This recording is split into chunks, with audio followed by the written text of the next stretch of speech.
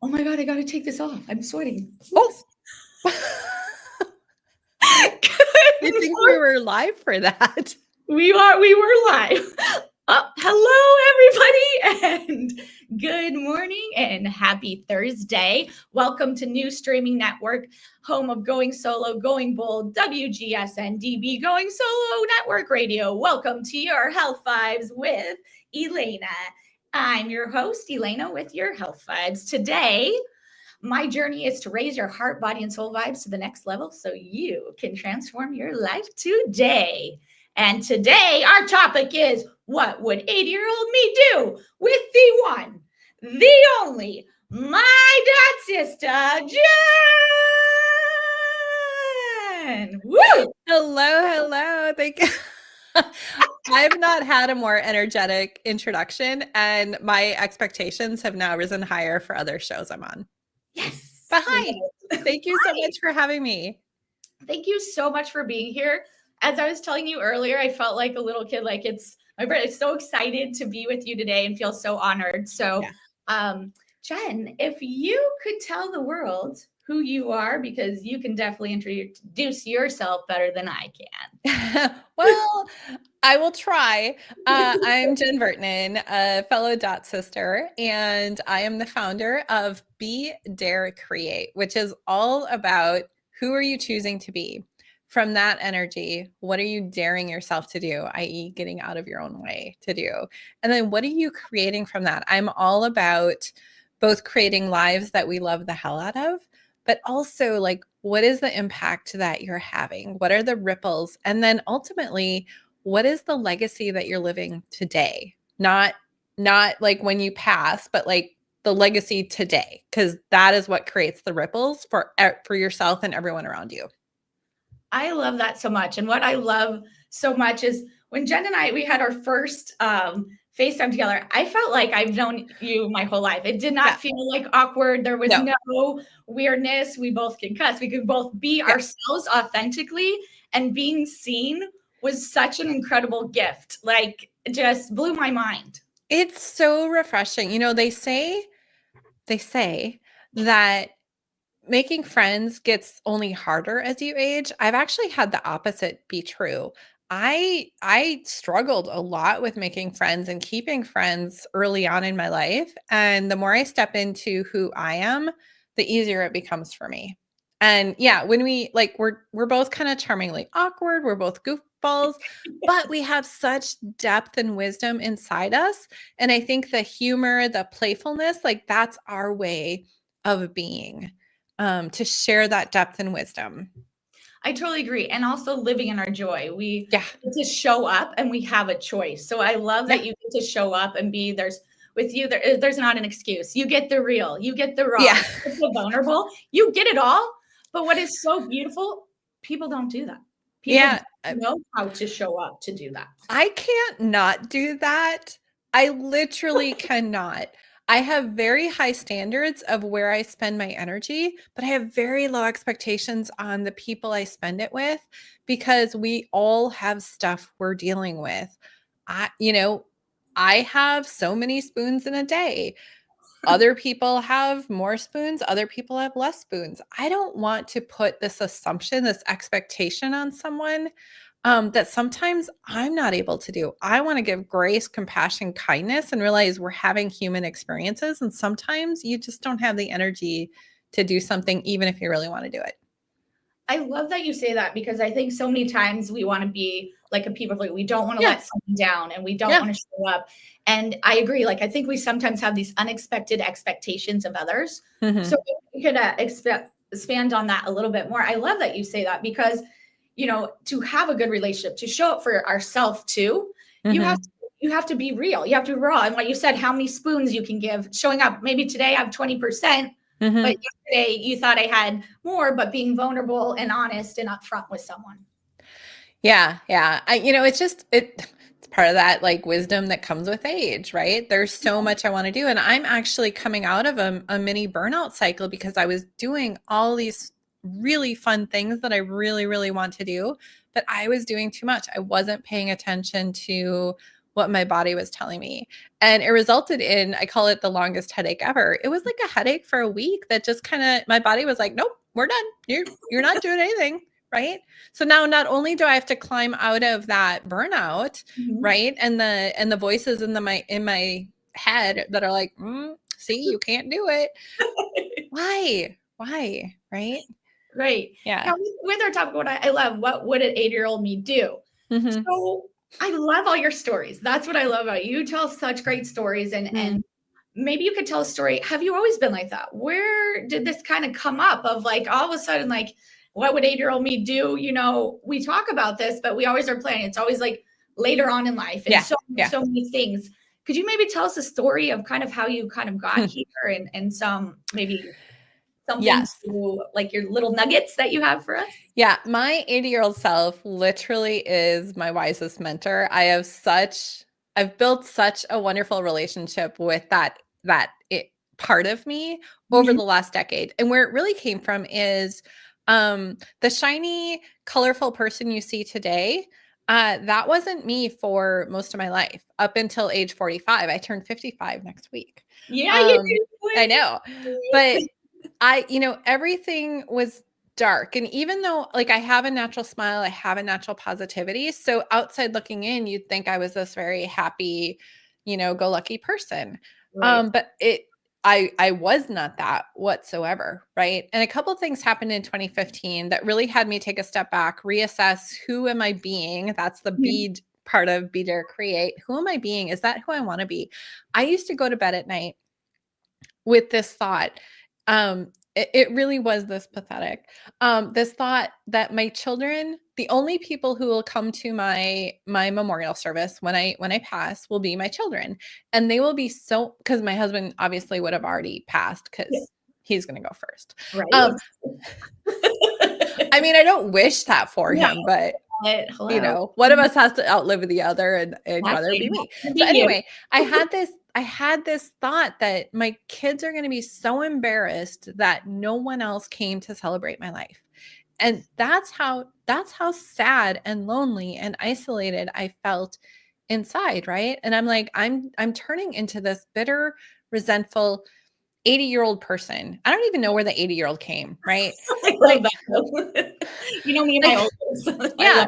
Like, I'm going to be a complete, can we swear on this? Yes. Oh, I'm going to be a complete asshole, and people are not going to want to be with me. Right.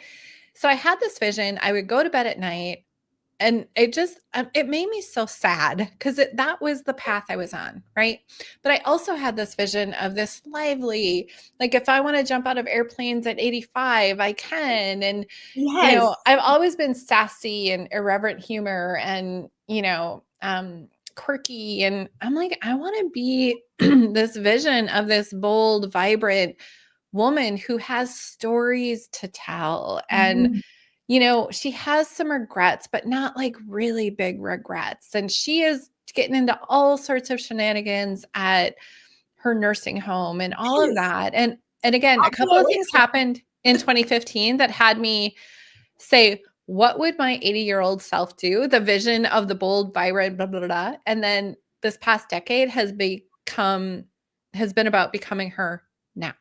So the pink hair, my vintage motorcycle jacket that was like on my goal list this year is find my vintage motorcycle. I mean, and it's not just the external. It's anytime I doubt myself. It's anytime I get into a sticky situation or have to have a difficult conversation, like any of that. It's like, what would my 80-year-old self want me to do? Because I live to make that woman happy. Yes. I love and in turn, it makes me so happy now. I love that you say that. I was wondering, does your 80-year-old self have like another name? Do you call your no. Some people sometimes do, I'm going to be blah, blah, blah. No, it's me. Just more wrinkly, more gray, white, wrinkly. I love that so much because I think, I have a passion for my elders as well. Mm-hmm. And just thinking what they would do. And when I'm in situations, it's kind of like, we kind of talked about the other day, instead of like, what would Jen do? What would the 80-year-old self do? Yeah. And, maybe kind of talking a little bit of that, I love that concept. Well, what I love too is we had talked about this. I love that you work with older people. I love learning from younger generations. I love learning from older generations. I love when they learn from me. It's just we all have so much to learn from each other. And what inspires me is when I read a story about an older person, usually a woman, just doing something so freaking cool no matter her age, right? And one of my favorites is the woman who wrote Cat Brushing. It was her debut novel that she published at 80, and it's about the erotic lives of other older women. Like, you cannot tell me you are too old. You No, can't. You literally can't, because every time you do that, I can point to a different person who, despite all the things they went through, despite the constraints they have, despite their capacity, despite their circumstances, all of it, they're doing stuff that is meaningful to them. 100%. And I love that you say that. And I think, I feel so inspired that my grandma's 98. We talk about anything and everything. And I think what she said, their generation, they never had people to talk to. They never had those people to show up. So now talking to them, they just really want to just unleash it all and just really get back that, joy that we can live in. We can ask for that and show up a little bit differently. So I think with being that, you learned so much. And I love what you said, to learn from, it doesn't matter what age. In reality, it's not necessarily the age, it's the person. It's the person. I do want to share another story. It just happened this week, is that a younger woman, I'd say she's probably 20 years younger than I am. I build my own website. And I was having this, I'm building it on a new platform to me. The platform, like, it's easy, but there was some behind the scenes stuff that I was used to being able to do that I wasn't. And she's like, oh, I think I can help you. So we hop on a call and I'm showing her, and I'm actually teaching her stuff. And she's like, Jen, I got to ask you how old you are.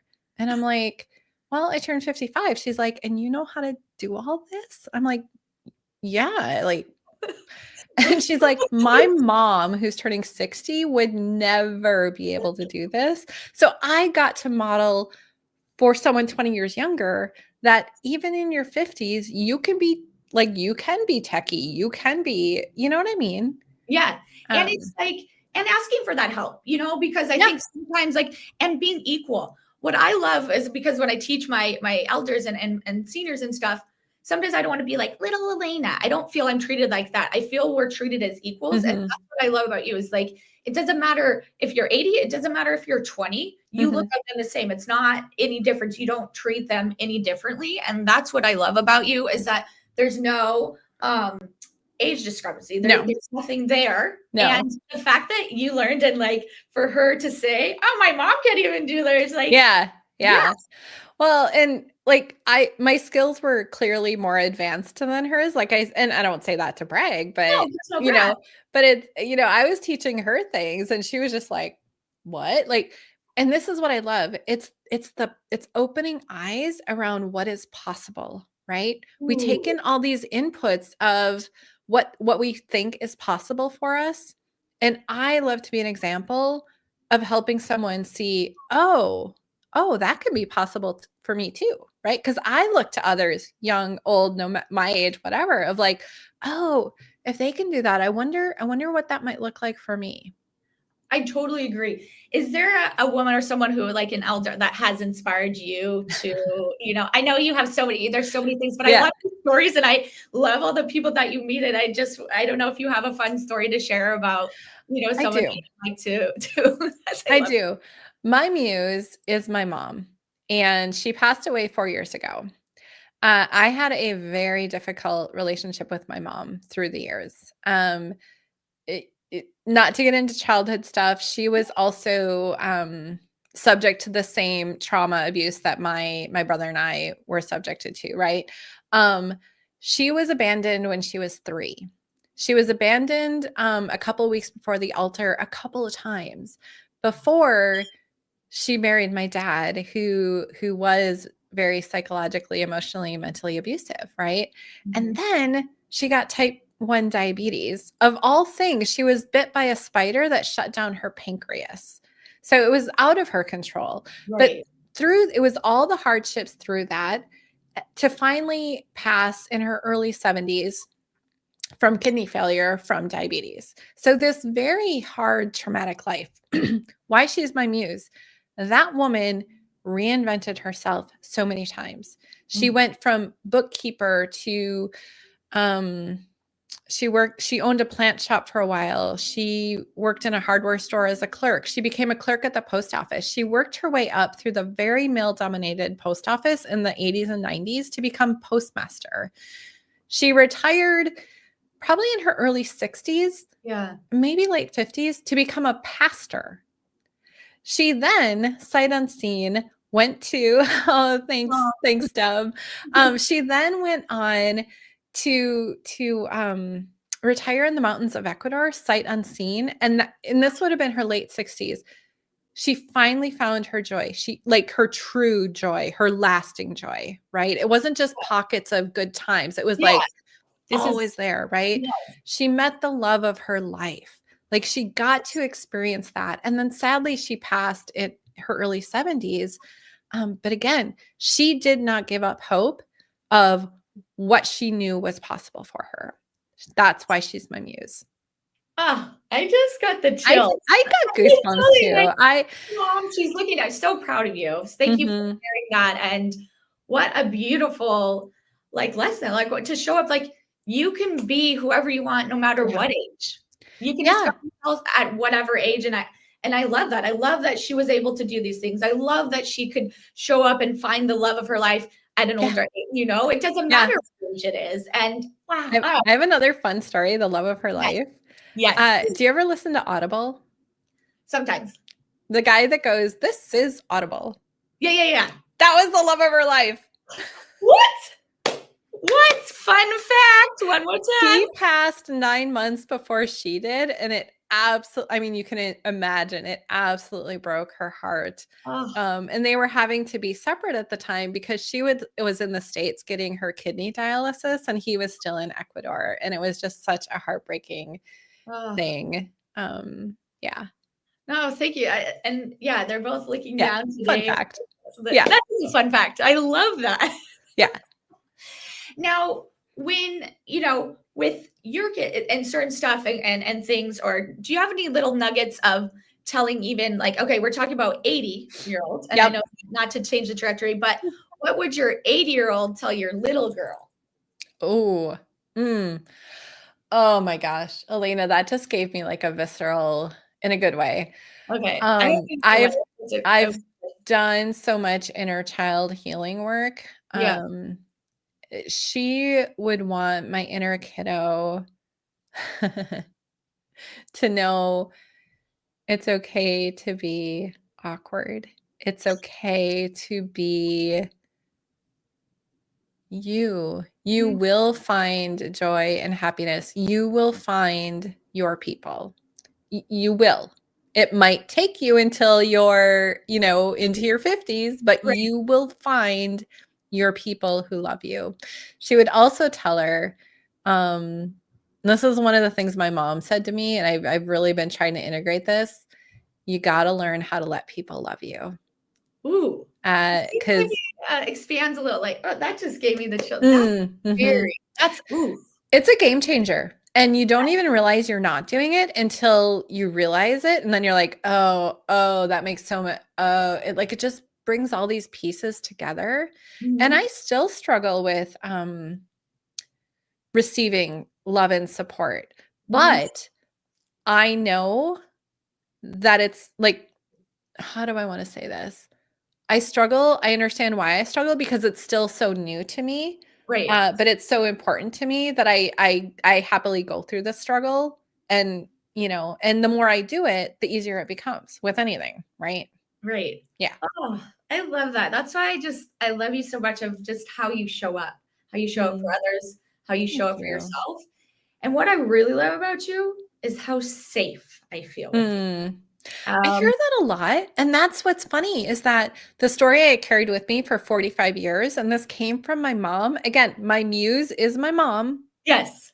And I took away a lot of stuff that I'm still unraveling. But the story was that I wasn't a safe person. I wasn't a good person. I wasn't a kind person. And so many stories through the, death by 1,000 paper cuts. I've had to, I heard that from people, but I didn't believe it.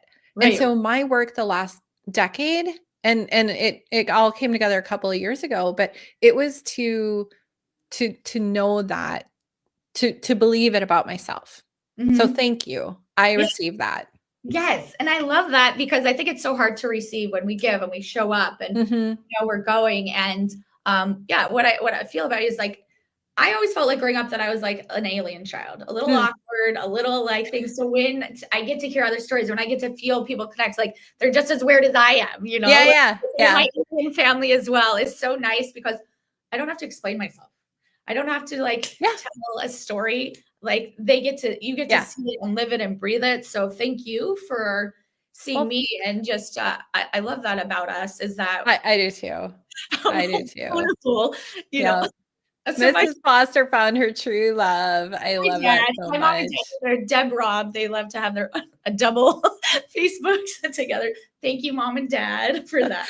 That's so sweet. Both of my parents have passed now. You can actually see a photo of us from, it's like, oh, the photo you took today for Siblings Day? Yeah. If you want to see an awkward family photo from the 70s, go look at my Facebook profile. It's public, so anyone can see it. But you'll see what I mean by awkward. Okay, you'll see.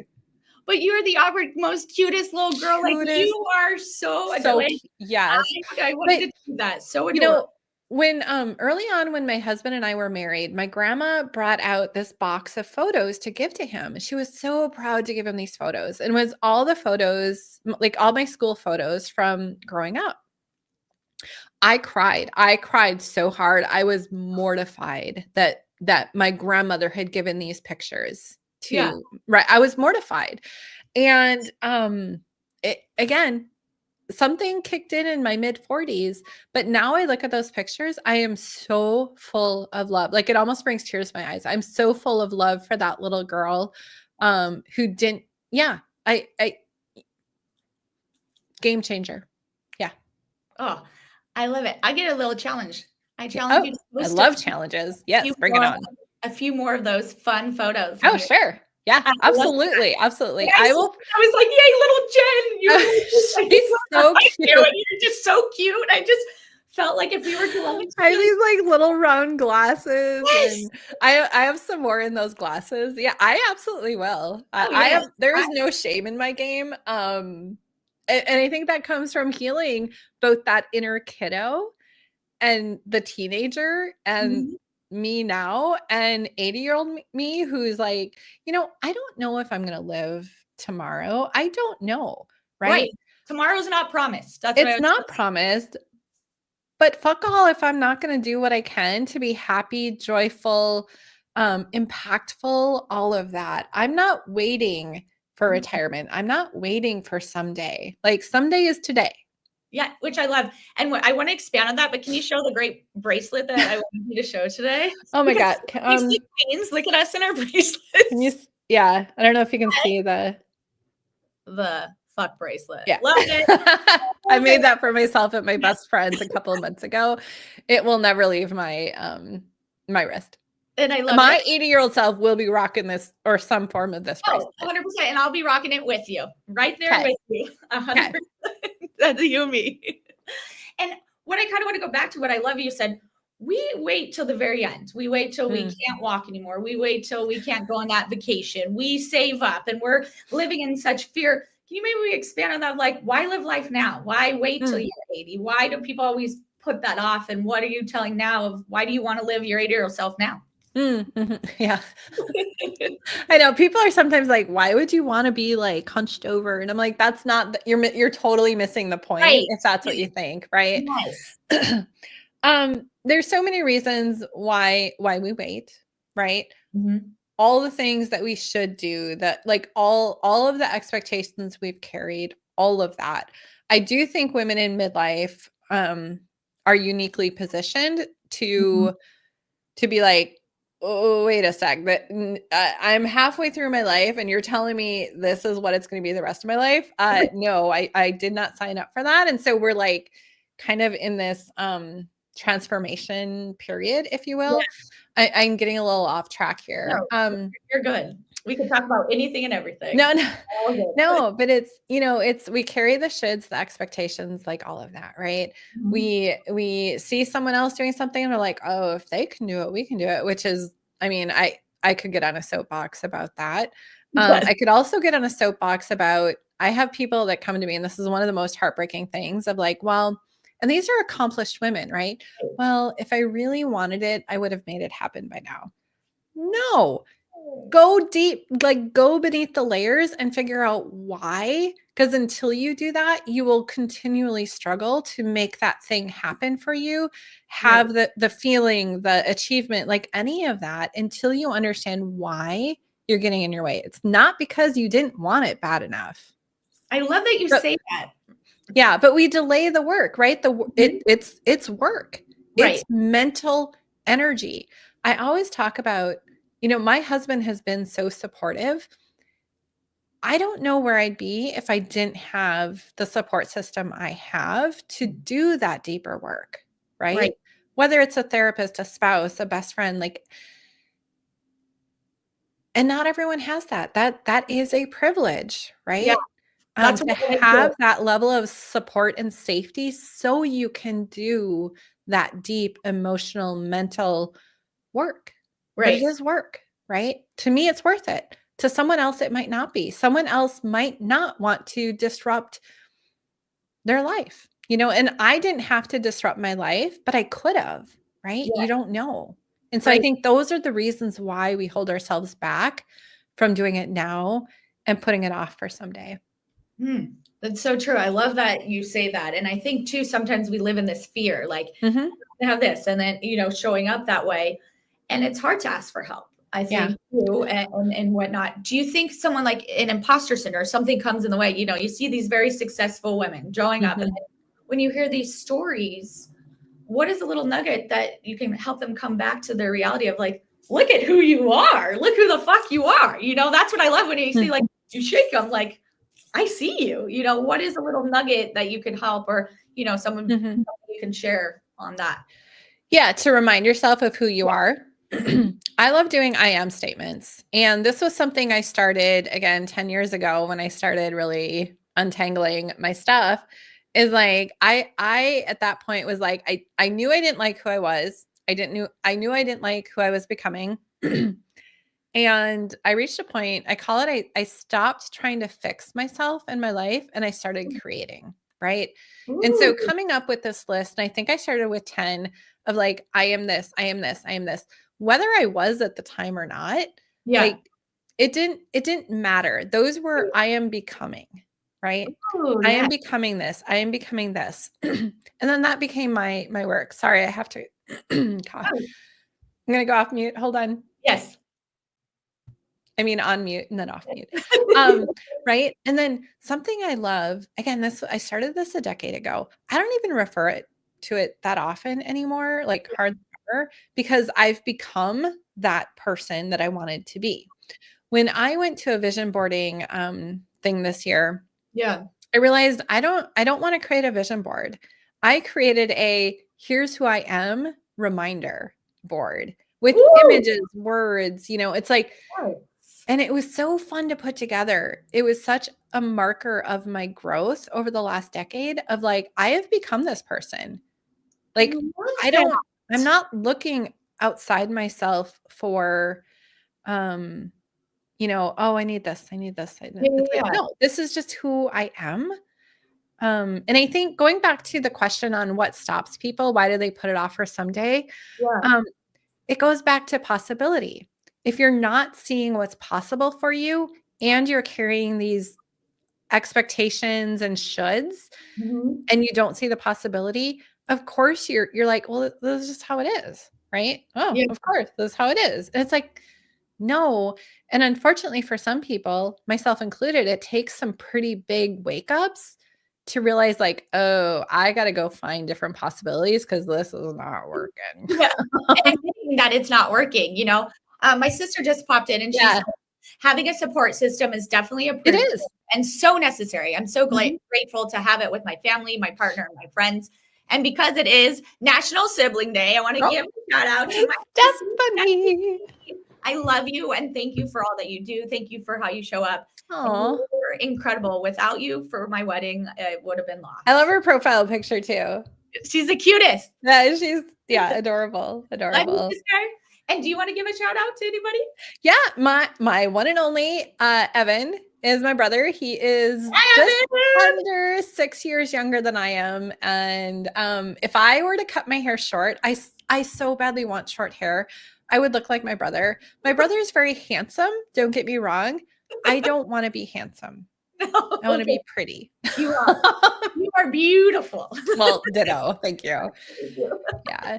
But people, how I show up now, I'm like, if you knew me pre-2015, you don't know me now, right? How I show up is so different. I glow from the inside out. And I don't say this to brag. Like if you were to have an inside seat into what this decade has been and the amount of internal work I've had to do, you'd be like, holy shit, that's a lot. And it's like, it is, but also I choose it because I know what's on the other side is worth it to me. Right.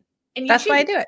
And what I love that you keep hearing, I chose this. Like you have a choice. You can sit in bed, you can have excuse, you can be poor me, whatever you want. But you said, I have a choice in this. I'm choosing, and also choosing to break ancestral patterns and choosing to break things like woof. Like, let's talk about that. You are showing up because you are breaking things that all you knew. That's all they knew. Absolutely. But I love the compassion and empathy that you have for yourself to know. Yeah. Well, I always say it's not good, bad, right, or wrong. If you don't make the choice. It absolutely isn't. If you don't have this support system, if let's say you're in that caregiving for aging parents and caregiving for a special needs child, like you don't have the capacity that I might have or someone else might have, right? And so it's really looking at what do I have capacity for? Is this the right time? So I don't want anyone listening to this walking away thinking, A, well, if she could do it, I could do it. I mean, maybe, I don't know, right? Or B, being down on yourself that you haven't done it yet. If you know there's something that, some internal work you need to do not be down on yourself because like that does not get you to where you want to be. It is through compassion and kindness and gentleness and understanding that. And when I say I stopped fixing, I was like, okay, well, all these ways didn't work. What if I treated myself like I do my daughter was 10 at the time? What if I treat myself like her? What if I treat, right? And it was what if. I didn't have to believe I could do it. I didn't have to believe I would do it. I just believed in the power of experimentation and like, well, let's try this and see what happens. Let's fuck around and find out. It just happened to work for me. I love that. I love it. You said, let's fuck around and find out. Yeah. I agree. I don't want anybody to feel bad. I want people like, say that sometimes they look, oh, Lady, you're so happy. No, if I have a bad day, you're going to know. I do have this face, but I agree with you. Like there are times, there are things that, being vulnerable and showing up for yourself. And yes, we all are on our own journey. So there, and I think too, society puts, you're good, you're bad, growing up, you're bad, you're a good girl. No, exactly what you said. I always say that too. There's no good, bad, or indifferent. We are all walking our own path. And it's how you choose to do it. If you choose to sit in your bed and pick your nose and not want to do anything, so be it. Who am I to say that's not your path? Like, right. And I think, 100%. Yeah, you might feel so passionate. Like, I'm not here to tell others what to do. No. I'm here to model what is possible for me and hopefully show others what's possible for them, which doesn't look like what's possible for me, but to explore what they want, right? It's not to create like mini Jens walking around because dear God, we would be like, do not even, I'd be a little, that's a whole episode in and of itself. Anyway. Yeah. Right. But to think about, am I living life the way I want to be living? Am I feeling the way I want to be feeling? Am I having the impact I want to be feeling? And here's what I love too. Visions are great. Dreams are great. Right. But so often we don't have the capacity to make the big vision come true. Sometimes we do, right? But it's like, what are the clues? What are the breadcrumbs in that vision? And I go to like, what does that give you inside? What's that feeling inside?